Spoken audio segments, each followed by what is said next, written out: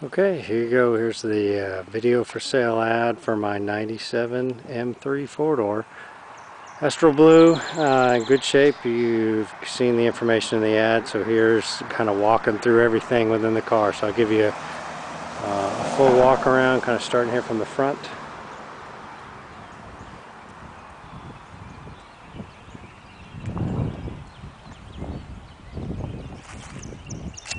I will note that the wheels I didn't get fully clean yesterday because of my incident where the water spigot broke and caused water all through my garage, so there is some brake dust still on them.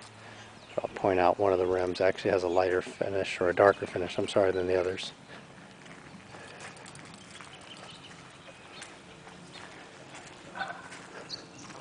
Okay, with that we'll head on inside. Here's the VIN number.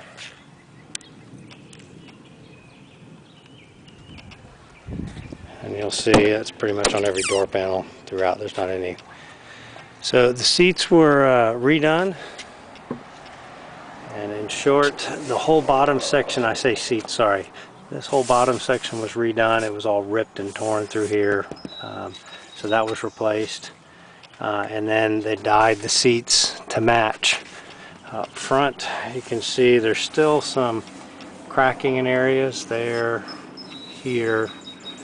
The cracking that was there didn't magically disappear. It just instead of it being kind of like this was a little white through this area, it's just now basically dyed all the way through.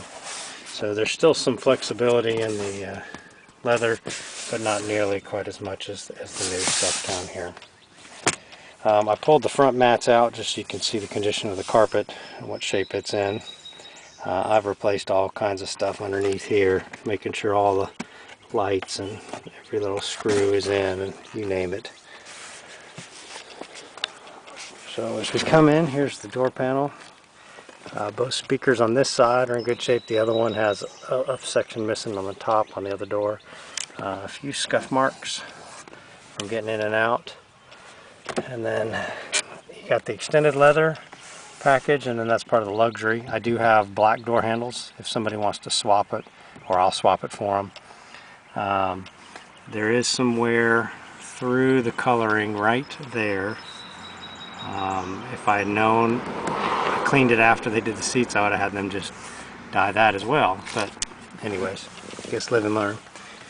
I'll need to get the keys. I'll do that in a second video. Or actually, I've got the keys here. Never mind. And we'll go ahead and put it in. And so 208,000 miles on it. Not due for an oil change yet. I'll probably get the oil change before anybody takes it, since my brother-in-law can do it for free at the dealer.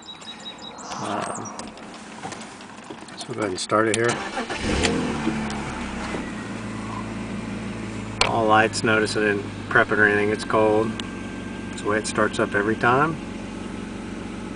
Sounds like a champ, no issues. There's the lights on, so you got the fog light. Replaced all the lights through here because it got nuts when I had like dead spots. There is some things, and I'm not going to be able to see it now, but when the lights are on, like there's just the slightest dead spot right there. Well, the bulbs all work, it just maybe is where the plastic is, and then there'll be occasionally one there or there. And when I say dead, I meant it'll be illuminated all consistent. And it'll be illuminated consistently, but then there might be just a slightly dark spot, not as well illuminated. You've got the this was replaced by me. I put the Rover. It's a CD43, but it's a Rover version, and then I can get these from the dealer if somebody really wants it. I haven't gotten it because it was a Rover, and you know, there's a little bit of, you know, it needs some, it's got some wear. I didn't worry about it. It sounds great, so I don't worry. I haven't worried about it, but just know that that can be done. Everything on the 18 button works. Sorry for all the beeping.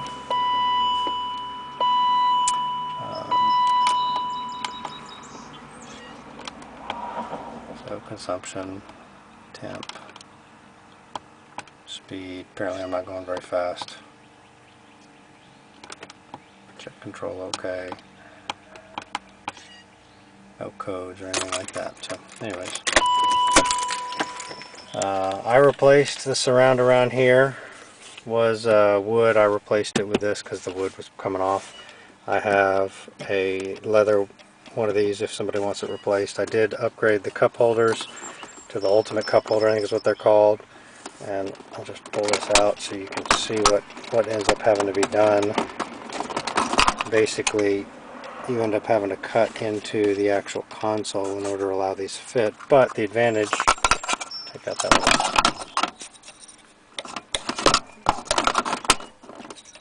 Piece for Bob. Anyways, it allows a normal size cup to fit down in there. And then I notice these are a little bit dirty. So this is the passenger seat. My direction and guidance to them was to match up the existing, and they did a very nice job of that. There's the passenger footwell, pretty clean.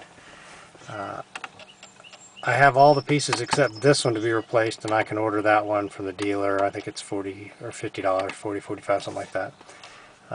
This is pulled away a little bit.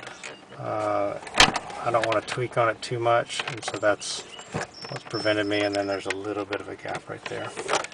So, and then I'll have to see if that can come off or not. So that's what I was talking about.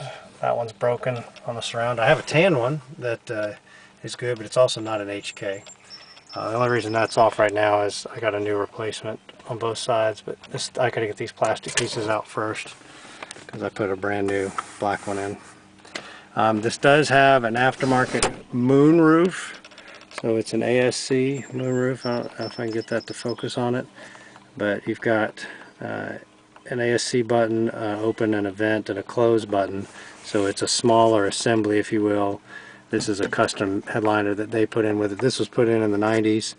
As you can see, it's a moon roof.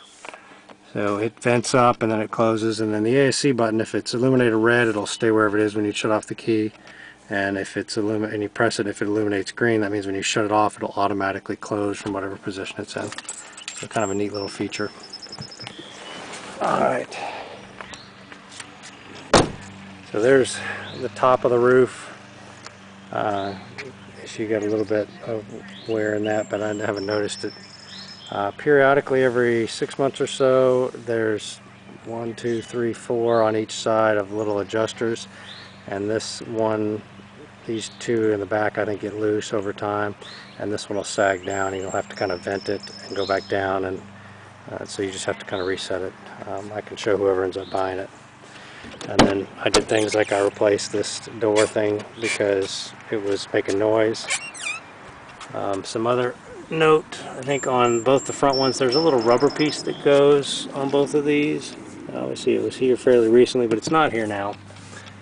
So I just want to be true about that. And then on the steering wheel, a little bit of wear up here and right there and here. Other than that, it's actually in pretty good shape. Back seat. You can see there's just a few minor scratches in the seat itself. So, and I still have these back here, but the WeatherTech, I have tightened these up, so those are fixed. I did replace these, and then it's kind of odd. I can see in the video finder this looks lighter. It is slightly lighter, but not nearly as much as it's making it look so in the video. But these are replacement because these are kind of fallen out, so you have to take the whole panel off. And like I said, I have black handles I can put for somebody if they really want them. Let's see here. Oh yeah, and these, both of them are broken right there. So I haven't even looked at replacing it or if I can, but just know it's there.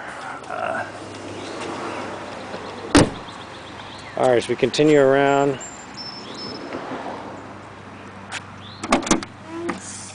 Trunk, got a full-size spare in there.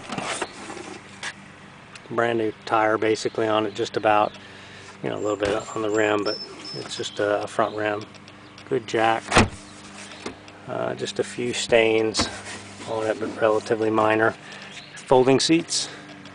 I did replace, or not replace, added this because these are known to start cracking around here. I chose not to put these two screws in but just as a preventative measure. And then within the toolkit I am missing